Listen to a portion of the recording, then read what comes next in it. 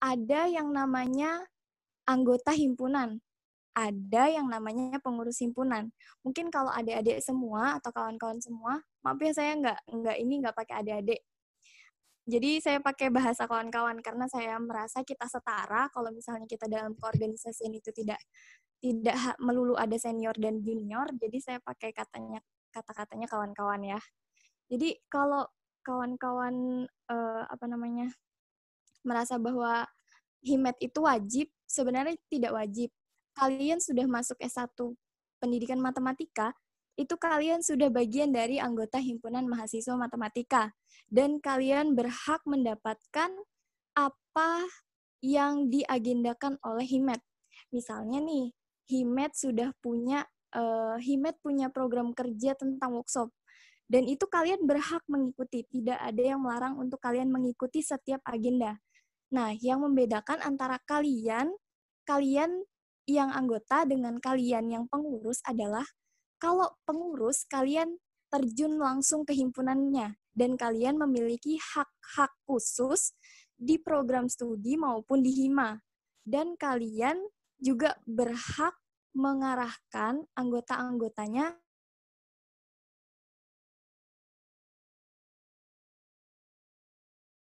dalam organisasi itu. Gitu ya. Jadi meluruskan persepsi lagi, di UMB sendiri itu tidak ada paksaan kalian untuk mengikuti organisasi apapun. Nah, karena tidak ada paksaan, kami atau para pengurus himpunan atau organisasi mahasiswa di UMB itu hanya mensosialisasikan, mengajak, mewadahi, hanya sebatas itu. Kami tidak bisa memaksa kalian untuk join gitu. Nah, yang kami biasanya bicarakan atau kami berikan ke kalian adalah apa sih keuntungan kalian kalau join di himpunan gitu? Apa sih keuntungan kalian kalau join di UKM dan sebagainya gitu kan? Nah, hanya itu. Jadi kalau misalnya ada yang berbicara atau ada kalimat paksaan kalian mengikuti organisasi, silahkan adukan ke kakak tingkat kalian. Atau nanti kakak tingkatnya bisa menyampaikan ke pengurus himpunan atau nanti pengurus himpunan bisa menyampaikan ke dewan DPM fakultas. Jadi nanti bisa kita komunikasikan gitu ya. Yaitu pelurusan persepsi atau penyamaan persepsi kita sebagai mahasiswa S1 Pendidikan Matematika ya. Nah, masuk ke HIMET, sepertinya meetingnya time limit ya, Kak. Gimana ini?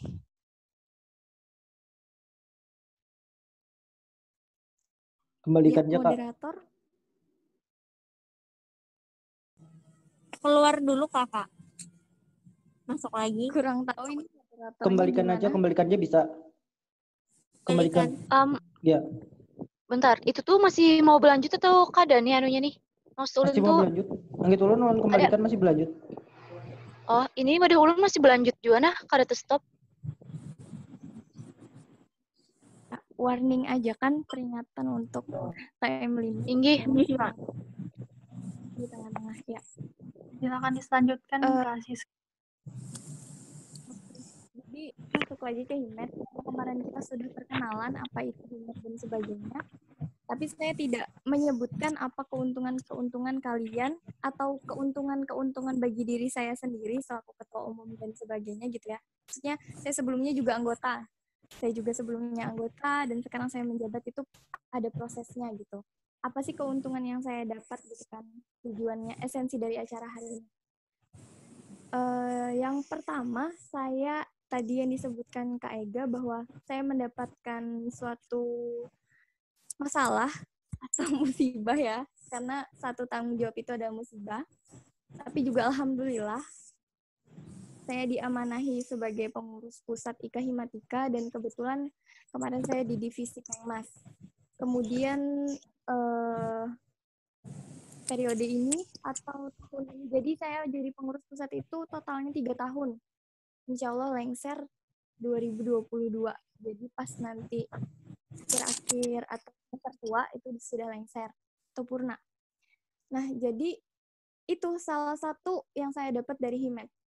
karena sebelumnya saya juga organisasi, mungkin kalau untuk kalau saya sendiri, dasar-dasar dari organisasi itu sudah saya dapatkan. Saya berorganisasi dari SD. SD udah ada organisasi kan ya? Udah ada dokter kecil, dokter cilik, kemudian ada pramuka. Itu saya sudah ikut dari SD. Kemudian SMP saya melanjutkan ke OSIS, ke SMA. Kalau saya SMK itu saya melanjutkan sebagai pengurus OSIS dan IPM. Kebetulan saya masih dua kubu yang berbeda dan saya ada di OSIS dan IPM juga. Kemudian sekarang saya melanjutkan organisasi di perkuliahan gitu. Nah, jadi apa sih bedanya gitu kan? Apa sih yang saya dapatkan karena saya sebelumnya sudah berorganisasi dan sekarang berorganisasi lagi?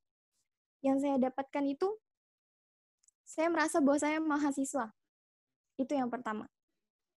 Saya merasa bahwa saya itu mahasiswa. Maha dari siswa gitu kan, lebih tinggi, maksudnya kita lebih bisa mengkonsep, terus kita juga punya beban sendiri dibanding dengan siswa, atau biasa kita menggunakan seragam dan sekarang kita adalah yang mengajari orang yang berseragam ya, karena profesi kita. Itu yang saya rasakan, bahwa saya sekarang adalah mahasiswa gitu. Jadi apa sih yang bisa saya buat kalau misalnya saya menjadi mahasiswa? Itu motivasi terbesar saya, makanya saya masih berkecimpung di organisasi sampai sekarang ini. Kemudian untuk public speaking juga alhamdulillah saya kalau sebelumnya mungkin saya berbicara di depan 500 orang bahkan 1.000 orang, terus kalau sekarang saya mewakili suara dari satu wilayah. Maksudnya kalau dulu saya mewakili 500 sampai 1.000 orang, kalau sekarang saya ada di pengurus pusat, berarti saya mewakili wilayah 5. Maksudnya saya mewakili dari perwakilan dari wilayah 5. Wilayah 5 itu ada 76 himpunan. Jadi di situ, jadi kita dapat pengalaman di situ. Yang tadinya saya berbicara hanya untuk 500 sampai 1.000 orang, sekarang saya berbicara untuk puluhan orang atau menyuarakan puluhan orang gitu. Itu yang bakal kalian dapetin kalau kalian join himpunan. Public speaking, kemudian yang pertama, kemudian manajemen waktu. Kalau kemarin kalian sering menyebut tentang manajemen waktu, organisasi itu adalah untuk belajar manajemen waktu. Jujur aja, pertama itu memang rada keteteran. Kalau bahasa Indonesia keteteran ya. Maksudnya kelimpungan gitu. Mana tugas kuliah, mana juga tugas organisasi. Bahkan kalau kemarin saya nanya adik tingkat, ada yang mau hubungi saya, mereka ada yang ikut 3 organisasi, 2 organisasi gitu. Kalau saya dulu baru masuk kampus, itu bener-bener yang kalap gitu. Kan kita ngeliat tuh pameran UKM ya. Kalau saya kemarin baru masuk itu, ikut UKM olahraga. Itu UKM Laut The Voice. Habis itu kebetulan saya paduan suara juga kan, jadi masuk ke Laut The Voice, kemudian UKM agama, IMM, terus Hima itu udah dari semester 1. Jadi baru semester 1 itu saya udah megang 4. Nggak taunya di pertengahan jalan itu ternyata dari 4 organisasi itu terhalang dengan IEC kan. Kawan-kawan 2019 mungkin tahu gimana ribetnya ngatur IEC, organisasi dan kuliah. Nah itu jadi satu struggle khusus buat kita. Kemudian saya harus manajemen waktu di mana saya harus konsisten dengan pilihan pertama saya gitu. Saya memilih untuk berorganisasi, berarti gimana caranya saya menuntaskannya gitu. Nah, itu adalah pelatihan diri kita sebelum kita turun ke dunia kerja. Aplikasi yang kita dapatkan itu